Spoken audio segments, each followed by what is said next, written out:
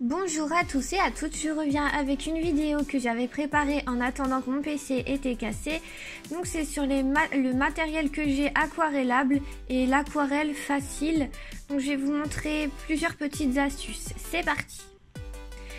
Donc bon, ici je prépare mon petit carnet, je vais vous faire un comparatif comme vous avez vu tout à l'heure pour bien comparer. Donc je commence avec les Stabilo 68, donc c'est des feutres qu'on trouve assez facilement en grande surface. Ils ont des couleurs vives, l'encre elle est super, c'est à l'eau, donc on peut se permettre de l'aquareller. Donc ici j'ai commencé avec une seule couleur, donc on va dire comme si j'avais colorié une zone pleine. Donc voilà, là c'est juste pour vous montrer avec une seule couleur pleine comme j'ai dit. Donc voilà, on voit que les couleurs sont vives, c'est ce qui est assez bien avec les Stabilo pour faire de l'aquarelle et c'est assez facile. Donc là je vous montre un dégradé vers le blanc.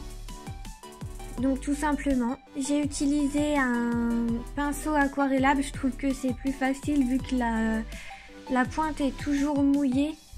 C'est plus simple d'utilisation qu'un pinceau classique, au moins on arrive bien à doser l'eau que l'on veut mettre. Donc ici, je vais vous montrer un dégradé à deux couleurs. Donc j'aquarelle en premier. Donc pour remplir une zone, si vous le faites au feutre, je vous conseille de commencer toujours par la couleur la plus claire et de foncer après progressivement. Bon là on voit que j'ai un petit peu du mal à aquareller parce que le papier de mon carnet n'est pas forcément super bien. Donc après je vais vous montrer un exemple dans le livre d'Anna Carlson, le Daydream. Et on voit que c'est beaucoup plus facile parce que le papier est plus épais. Mais après on s'en sort quand même. Et ensuite je vous montre un dégradé avec trois couleurs. Donc du rouge vers le orange.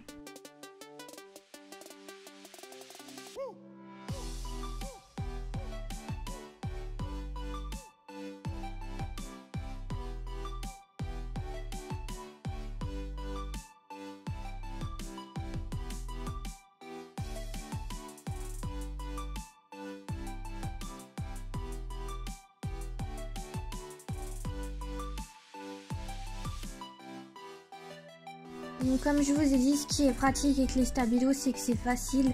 Les couleurs sont vives, on peut faire quelque chose de super sympa. Mais attention à faire dans un coloriage où le papier est assez épais. L'exemple avec les poissons là que je vous ai dit, pour moi ça n'a pas du tout traversé sur le dessin de l'autre côté. Si jamais vous vous posez la question. J'ai eu aucun souci là-dessus. Par contre, dans Jardin secret ou dans Forêt enchantée de Johanna Bashford, par contre là, ça avait traversé. Donc, soyez vigilants, faites vos tests avant. Donc voilà le petit rendu pour les Stabilo. Donc, je vous montre sur le poisson comment j'ai fait. Là, c'est juste les petites écailles. Voilà, donc là le poisson est complètement fait à l'encre, au feutre Stabilo aquarellé. Et je vais vous en montrer un deuxième juste après. Je vous laisse regarder.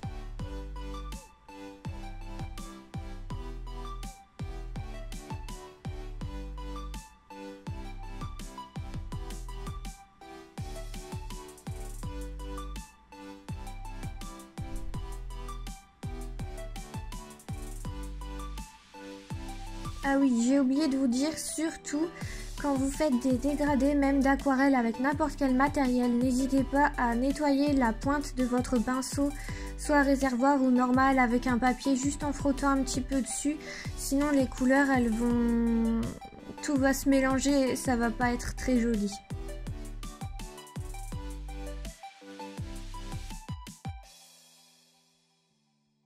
Donc voilà le deuxième poisson et au final j'ai tout fait au Stabilo sur ce coloriage. Ensuite, je ne sais plus ce que je vous montre.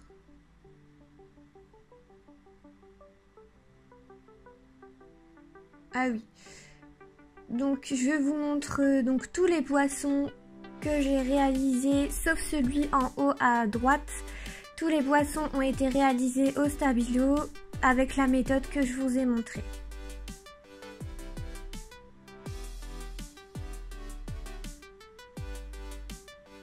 Et le fond, je l'ai fait au Neocolor. La vidéo, je l'avais présentée il y a plus d'un mois maintenant. Donc voilà, là je vous présente les Faber-Castell Albrecht Dürer. Je m'excuse pour mon accent allemand pitoyable, je n'ai jamais fait d'allemand de ma vie. Donc voilà la gamme, je l'ai acheté il y a quelques jours, enfin quelques semaines. Voilà, j'ai pris la boîte avec les 120 couleurs. Donc là je vous montre un crayon. Donc c'est exactement les mêmes couleurs que les polychromos, pardon. Et ici le petit pinceau sur le crayon, ça veut dire qu'il est aquarellable. Le bois il est super. Enfin après moi j'adore sentir mes crayons, l'odeur du bois. Bon on va peut-être me prendre pour une folle mais c'est pas grave. Donc là je fais exactement la même chose que pour les stabilos, comme ça vous avez un petit comparatif, donc avec une couleur, avec un dégradé vers le blanc et ensuite un dégradé 2 couleurs et un dégradé 3 couleurs. Donc je vous laisse regarder. Mais comme vous pouvez voir, donc les crayons ils sont super faciles à utiliser, ça reste du crayon de couleur qu'on aquarelle tranquillement. Donc voilà. Et aussi, moi je les aime beaucoup parce qu'ils font des couleurs un peu plus pastel que le stabilo, c'est moins vif. Donc quand on veut quelque chose d'assez doux, je trouve que c'est vraiment des crayons bien. En plus ils sont faciles à aquareller, il n'y a pas forcément besoin de beaucoup d'eau. Et du coup ça fait des dégradés vraiment super sympas. Par contre c'est vrai, ça reste du Faber-Castell. Le prix de la boîte est assez élevé, j'avoue je me suis fait un peu plaisir. Mais après, c'est vrai, ils sont chers, mais la qualité, elle est au rendez-vous.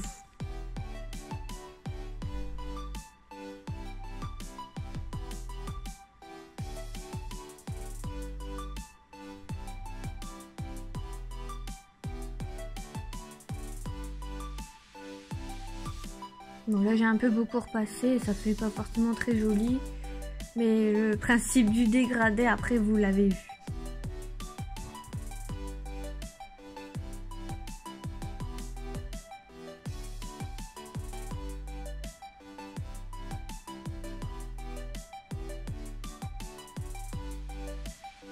Après, une fois que c'est un peu sec, vous pouvez toujours repasser la couleur plus foncée avec ces crayons. Comme ils ne demandent pas d'eau, pas beaucoup d'eau, c'est assez rapide. Et voilà les deux coloriages que j'avais réalisés. Donc ici, c'est le fond complet. Il y a la vidéo disponible sur la chaîne. Donc ça fait je voulais un effet glacier. Donc pour moi, il est réussi. Je sais pas ce que vous en pensez. Je vais vous mettre le lien de la vidéo en bio si jamais vous le voulez. Et là donc c'est mon dernier coloriage que j'avais fait, donc c'est les petits fonds rose et bleu et vert pardon, et on voit également les bulles.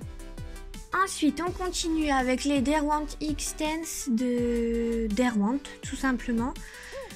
Donc là je vous montre comme tout à l'heure sur le crayon. Donc vous avez le petit pinceau qui montre qu'il est aquarellable. Ceux-là surtout ne les utilisez pas à sec parce que le rendu est pas du tout joli. Donc là, je recommence toujours avec les dégradés pour bien vous montrer la différence. Donc ce que j'aime beaucoup avec les Derwent X-Tense, c'est que les couleurs elles sont très pigmentées, intenses. C'est vraiment aussi c'est facile d'utilisation quand on n'a pas trop l'habitude de l'aquarelle. Les résultats sont super sympas. Et franchement, ça fait partie de mes crayons préférés. Par contre, c'est vrai qu'ils sont un petit peu gros. La mine est assez épaisse, donc on ne trouve pas forcément un taille-crayon facilement. Personnellement, j'ai eu du mal à trouver un taille-crayon qui était suffisant pour pouvoir les tailler. Donc comme on voit, c'est super facile à aquareller. Donc là c'est ce que je vous disais tout à l'heure de bien nettoyer votre pinceau. Là je l'avais pas bien fait. Donc voilà, donc là j'avais fait les feuilles, les branches et aussi les framboises et les mûres. avec ces crayons là, et le fond je l'avais fait à l'aquarelle. Et on voit aussi sur ce coloriage, j'avais fait le nuage et le château complètement avec ces crayons. Et voilà, là, je suis en train de chercher mais non. Donc ensuite on continue avec les Neocolor 2 de Caran d'Ache. J'ai oublié de filmer la partie avec la boîte. Donc ici pareil avec une couleur. Donc par contre les Neocolor, comme vous avez vu, c'est plus sous forme de craie, comme des pastels à l'huile, pardon. Mais après ça reste le même principe qu'avec des crayons de couleur. C'est vrai que je trouve que c'est pratique ces crayons pour faire des dégradés, c'est assez facile également. Les couleurs sont très intenses, on peut également faire de l'aquarelle. Et voilà, après c'est vrai que le prix, enfin c'est pas forcément du matériel donné, mais je pense quand on veut vraiment quelque chose et que on veut un rendu top, au lieu d'acheter plein de crayons de moins bonne qualité, personnellement je préfère acheter des crayons de meilleure qualité et d'en avoir un peu moins. Donc là on voit que les dégradés c'est super facile, et ce que j'aime beaucoup avec les Neocolor, c'est que c'est rapide. Je veux dire, quand on en fait un fond complet, on colorie tout simplement toute la page. Et en plus, on peut faire des effets unis comme on peut voir sur les dégradés que j'ai fait plus haut. Mais on peut également faire un effet structuré. Enfin structuré, plutôt déstructuré avec un relief. Donc là on voit, j'ai colorié n'importe comment le rouge. Et je trouve que c'est bien, c'est que ça se dilue tellement bien qu'on voit plus forcément que j'ai très mal colorié. Bon là j'ai mis un peu beaucoup d'eau, on voit pas trop ce que je veux vous dire au niveau de l'effet relief, donc je vais vous montrer sur un coloriage que j'avais réalisé juste après. Donc les coloriages on peut également le retrouver sur ma chaîne, donc là j'avais fait le fond, j'avais fait donc la vidéo il y a un mois. Et ici j'avais fait au niveau des petites noisettes, le fond également, je ne le retrouve plus. Voilà. Donc c'est l'effet relief que je vous disais, ça fait pas un fond uni et je trouve que ça donne un peu plus de profondeur au coloriage. Donc là on passe avec un deuxième type de craie aquarellable, donc un peu moins haut de gamme. Et personnellement j'ai pas trop accroché, ça se voit tout de suite que c'est pas des bonnes... Enfin, je veux pas dire que c'est pas des bonnes craies, mais on voit que comparé au Neocolor ça n'a rien à voir. Bon, c'est mon avis personnel, mais pour débuter, je trouve qu'elles sont vraiment pas mal. J'avais réussi à faire un coloriage sympa que je vais vous montrer juste après. Mais pour moi, le seul bémol, c'est qu'elles font énormément de poussière. À chaque fois, je dois frotter avant d'aquareller, sinon il y a du pigment partout. L'effet est plus pastel, on voit c'est moins intense que le Neocolor. Bon, après, ça dépend. Je pense que c'est surtout par rapport au jaune que j'ai pris. Parce que sur le comparatif avec toutes les craies, enfin le matériel que j'ai utilisé sur la même page, on voit que c'est quand même intense. Par contre, un autre défaut pour moi pour ces craies, c'est que là on voit sur le orange, j'ai beau mettre beaucoup d'eau, on voit encore les traits du crayon. Mais ça je ne sais pas si c'est à cause du papier ou de la craie. Donc là je vous montre le seul coloriage que j'avais réalisé avec. Donc là j'avais fait tout le fond et le cerf également, les fougères, les plantes. Et donc ouais, on voit qu'il y a des traces, c'est pas forcément joli. Donc ici là on passe vraiment à l'aquarelle. Donc c'est pour moi le plus dur. Bon, faites pas attention, j'avais fait tomber ma palette et j'ai pas trop remis dans l'ordre. Et elle est un peu sale, je l'avoue. Donc l'aquarelle, ce qui est compliqué, c'est qu'il faut énormément d'eau.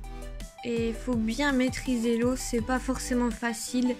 Moi je n'y arrive pas forcément à avoir l'effet que je veux, même si on a l'impression des fois que dans mes vidéos je maîtrise, mais pas du tout.